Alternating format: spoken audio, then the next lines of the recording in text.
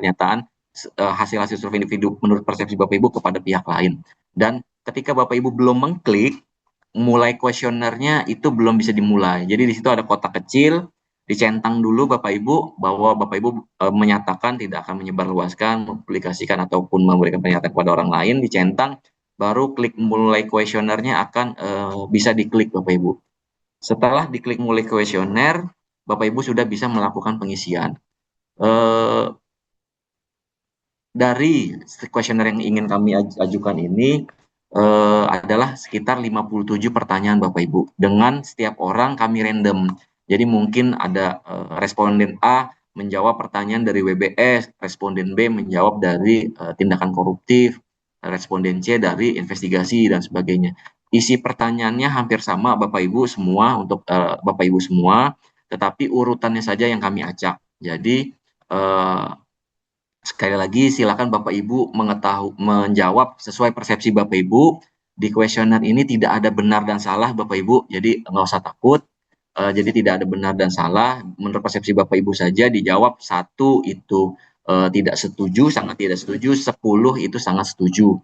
Jadi kira-kira Bapak Ibu menjawabnya di range berapa itu kembali lagi ke Bapak Ibu semua. Dan terkait kerahasiaan data-data yang masuk ke dalam aplikasi Pariksana ini BPKP menjamin kerahasiaannya. BPKP yang akan mengolah data-data tersebut untuk mengetahui sejauh mana implementasi pengendalian anti korupsi di pemerintah Kota Denpasar. Terkait nanti mungkin ada pertanyaan terbuka, isi dari jawaban pertanyaan terbuka Bapak Ibu juga itu hanya untuk internal BPKP, untuk bahan analisis di BPKP, untuk mudah-mudahan bisa memberikan masukan atau RTP kepada pemerintah kota dalam hal bagaimana bisa meningkatkan kualitas pengendalian anti korupsi di pemerintah Bapak Ibu semua.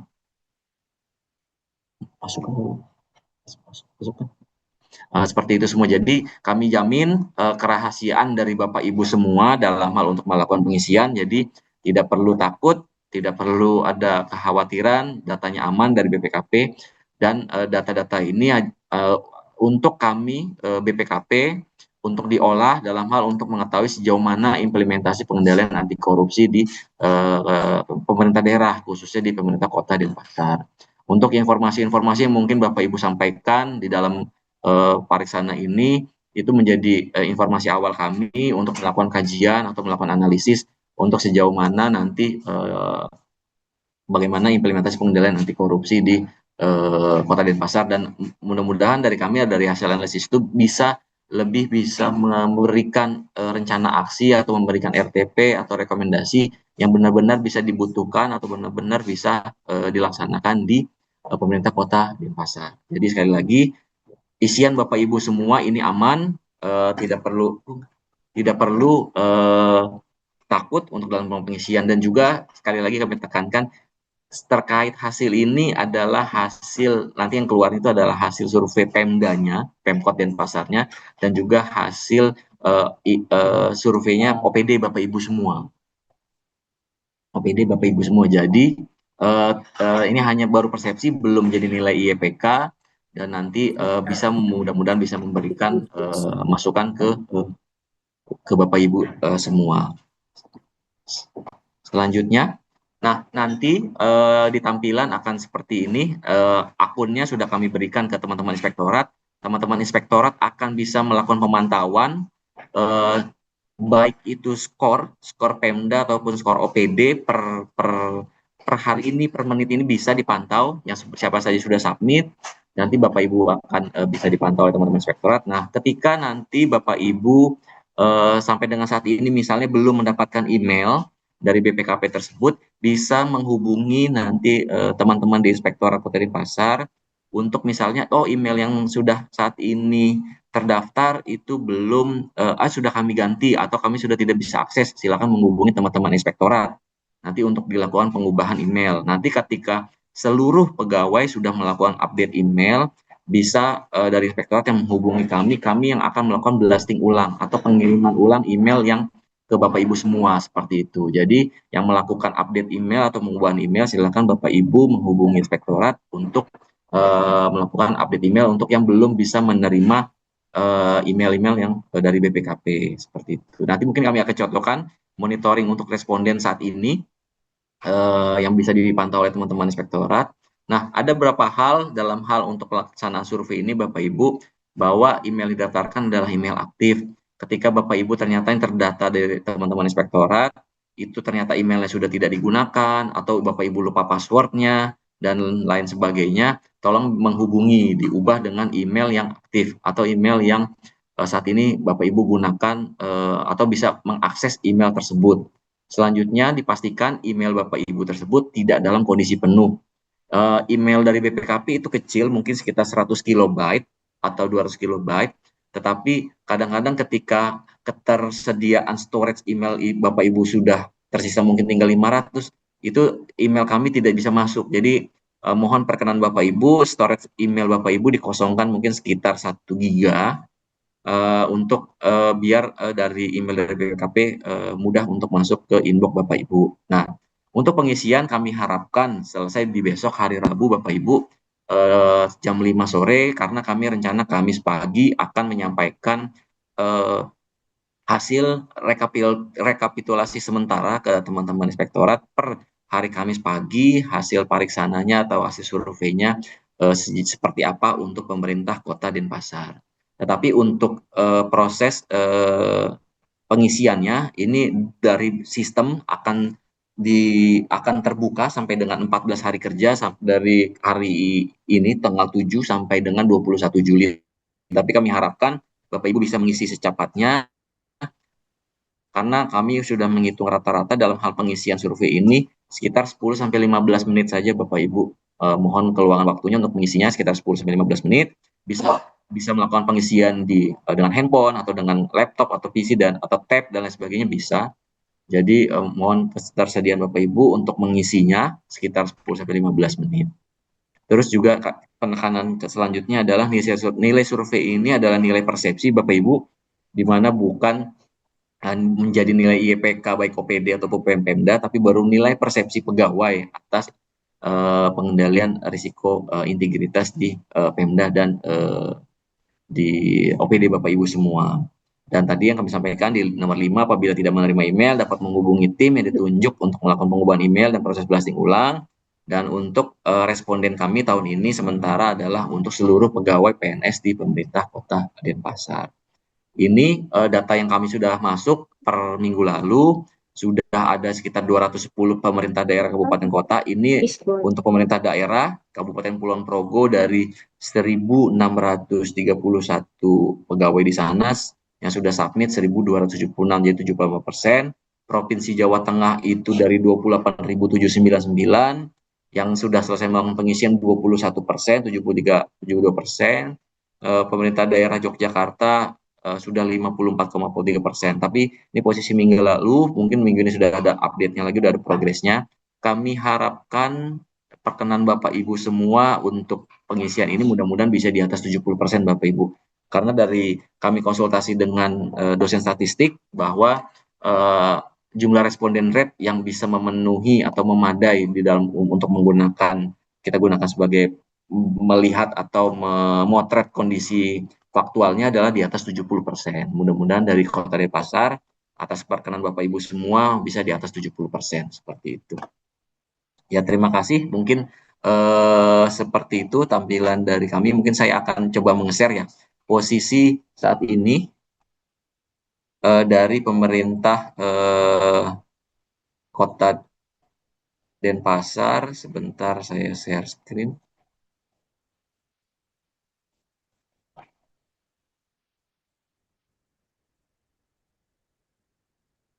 Ini pemerintah di Kota Denpasar saat ini yang sudah masuk ke kami 3.645, di mana yang mungkin emailnya masih belum masuk atau belum dibuka Bapak Ibu itu 2806, dengan saat ini dalam proses pengisian sudah ada 125 orang Bapak Ibu, dengan 58 orang yang sudah melakukan pengisian submit. Ini paling tinggi saat ini SD nomor 11 Dauh apa sih ini? Dauh Puri Denpasar itu sudah berapa persen? 66,67%, dilanjutkan dengan SD nomor 1 Tonja Denpasar, UPTD Pusat Layanan Disabilitas, UPTD Laboratorium, dan SMPN 8 Denpasar. Ini yang 5 besar terbaik. Terkait yang belum melakukan pengisian, 5 besar terbawahnya ada Badan Kepegawaian BPSDM belum satupun, Badan Kesbangpol, Badan BPBD belum, Badan Pendapatan juga ada yang belum, dan Badan BPKD juga belum. Dan saat ini skor sementara untuk Pariksana, mungkin sebelum skor kami mau melihat monitoring responden. Kita lihat di sini. Ini saat ini ya Bu Bapak Ibu, ini real time per jam 9:18 waktu Indonesia Setengah. Kita lihat. Nah, inilah responden yang sudah mengisi bahwa bentar, kita balik.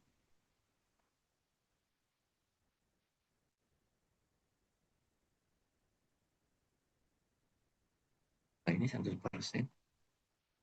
Ini sih. Salah.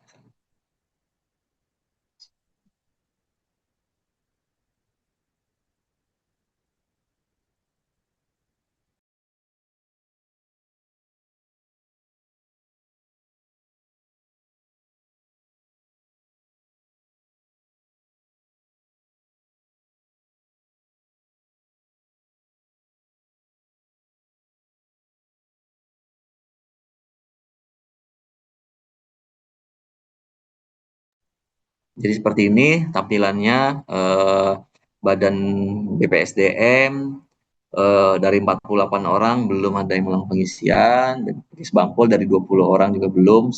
Nanti akan bisa dipantau per real time. Mohon perkenan Bapak Ibu untuk dapat melakukan pengisian. Kami mengharapkan kesediaan Bapak Ibu sekitar 10-15 menit untuk melakukan pengisian. Dan nantinya ini hasil sementara per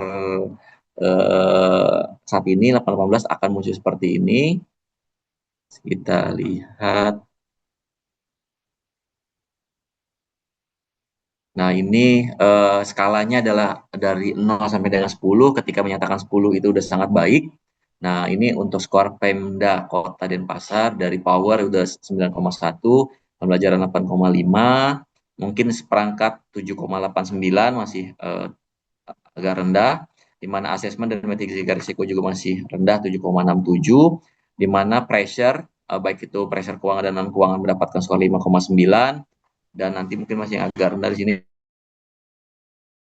reaksi emosional. Jadi tidak ada nilai baik atau buruk Bapak Ibu, ini hanya baru persepsi. Nanti dari nilai ini menjadi bahan kajian kami untuk memberikan masukan atau rencana tindak pengendalian atau AOI apa saja yang masih bisa dilakukan atau bisa diberikan ke pemerintah Kota Denpasar untuk meningkatkan kualitas tata kelolanya, seperti itu. Ini baru untuk pemerintah Kota Denpasar. Nanti kalau misalnya Bapak Ibu menghubungi inspektorat, dan inspektorat ingin melihat skor masing-masing OPD, akan bisa kita lihat seperti itu. Misalnya kami contohkan seperti ini. Kita lihat. Kita misalnya pilih tadi apa ya? SD 2 kilo ya. UPTD. Nah, misalnya UPTD Laboratorium Lingkungan, saat ini sudah ada skor seperti ini, tapi ini baru dari beberapa responden, belum bisa menggambarkan dari seluruh responden di UPTD tersebut, seperti itu Bapak Ibu. Mungkin demikian dari kami. Mungkin berkenan Mbak Pupu, nanti kita buka sesi tanya jawab ya Bapak Ibu. Tapi sebelum itu ada request dari pimpinan kami, mungkin setelah sesi tanya jawab ada sedikit informasi kepada Bapak Ibu semua. Kami ingin berikan informasi, yaitu fraud risk assessment mungkin bisa menambah wawasan, menambah pengetahuan Bapak Ibu semua. Jadi ketika sesi tanya jawab selesai, mungkin belum perkenannya Bapak Ibu untuk belum meninggalkan Zoom, akan ada dari teman kami dari BPKP Pusat akan memaparkan apa itu fraud risk assessment, seperti itu. Mungkin saat ini demikian dari saya. Kami kembalikan ke MC. Terima kasih. Baik, terima kasih Pak Beri. Mungkin untuk acara selanjutnya mungkin bisa saya pandu Pak. Kebetulan Mbak Pupunya ada Zoom juga keterkaitan dengan kearsipan. Baik, terima kasih Pak Beri Aditya dari BPKP Republik Indonesia atas paparannya tadi terkait dengan survei pariksana. Nah, untuk selanjutnya, Bapak Ibu mohon izin, Bapak Ibu pimpinan OPD, Bapak Ibu uh, pegawai negeri sipil di seluruh kota Denpasar, terkait dengan sosialisasi ataupun paparan survei pariksana ya untuk menilai IEPK di Kota Denpasar. Apabila mungkin ada pertanyaan, eh, kami persilakan kepada Bapak Ibu untuk menyampaikan pertanyaannya. Mohon disebutkan nama dan instansinya biar bisa kami bahas di sini mungkin satu persatu bersama narasumber kita Pak Beri Aditya. Untuk waktu dan kesempatan mungkin pertama saya batasi 3 pertanyaan dulu. Kami persilakan untuk waktunya.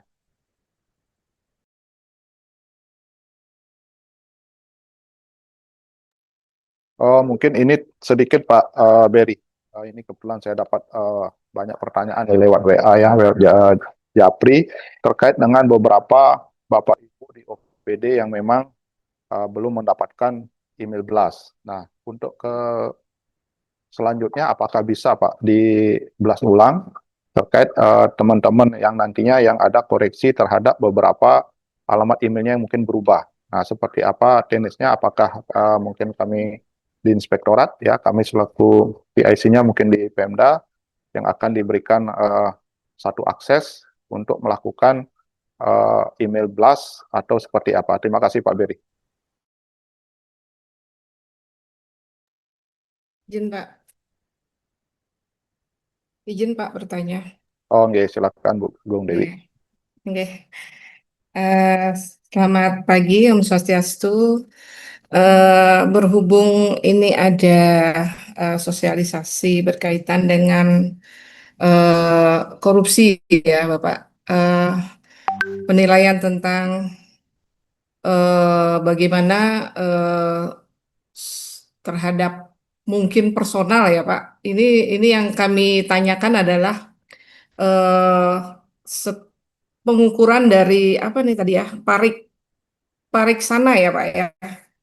Eh, Responden pariksana ini, saya ingin bertanya, kalau misalnya yang dinilai adalah masing-masing responden begitu ya, tapi di sana saya melihat adalah skor OPD dan skor apa namanya, terlihat dari skor OPD. Nah, ini berarti melihat dari keseluruhan sejauh mana BPKP bisa mengintervensi ataupun melihat bahwa di OPD tersebut ada salah satu oknum yang kira-kiranya mungkin melakukan korupsi seperti itu.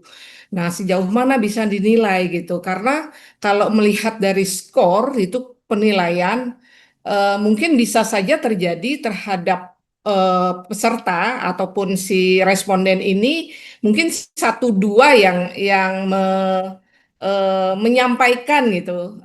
Mungkin ada kejadian ataupun kecurigaan di dalam OPD tersebut, mungkin satu dua gitu. Tapi ketika dinilai dari skor OPD dari sekian persentasenya Adik, aduh, dianggap di rapat ini sedang. dianggap cuma satu dua yang menyampaikan sehingga dari sekian persentase yang lain aman-aman saja. Nah, itu kira-kira apa namanya? Apa langkah BPKP sendiri terhadap hal tersebut? Apakah dianggap melihat persentase yang baik-baik dan aman saja gitu sehingga tidak meninjau langsung kepada responden yang mungkin mencurigai sesuatu di dalam pelaksanaan kinerja ataupun tata kinerja daripada dinas seperti itu. Nah, itu pertanyaan saya. Jadi mohon diperjelas biar kami juga kami juga tahu sejauh mana nanti BPKP menindaklanjuti hal tersebut gitu. Jadi apakah berdasarkan persentase ataukah skor sehingga tidak dilihat diabaikan satu dua responden ini gitu. Nah, itu yang pertama. Yang kedua, korupsi ini dalam bentuk korupsi keuangan atau korupsi misalnya nih korupsi waktu seperti itu apakah tidak ditinjau begitu? Misalnya ada oknum dalam suatu dinas itu eh hanya absennya saja yang ada, tapi orangnya tidak ada. Nah ini apakah tidak ditindaklanjuti seperti itu? Itu saja ya mungkin pertanyaan kami. Terima kasih, Bapak. Ya, terima kasih Bu Ayu Dewi. Mungkin saya sebelumnya ingin